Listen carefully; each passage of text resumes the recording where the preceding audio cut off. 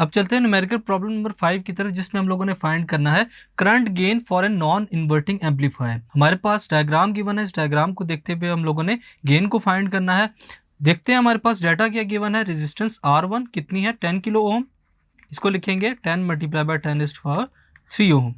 R2 given है हमारे पास कितना, 40 किलो ओम, ये हमारे पास क्या होगा 40 multiply by 10⁻³ ohm. Gain of non inverting amplifier G हम लोगों ने फाइंड करना है।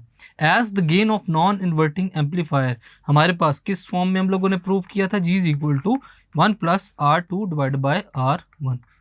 वैल्यूज को हम लोगों ने सिंपल इस फॉर्मूले में पुट करना है, तो हमारे पास गेन की वैल्यू आ जाएगी।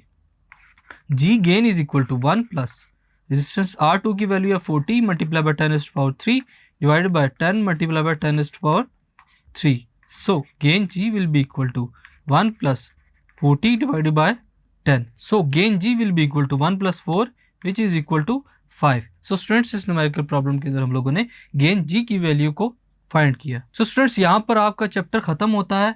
होप सो आपको कंसेप्चुअल स्टडीज, शॉर्ट क्वेश्चंस और न्यूमेरिकल प्रॉब्लम समझ आ गए होंगे। I am Usama bin Qamar, your on screen instructor of physics from tutorial.pk। Hope you are doing well. अल्लाह हाफिज।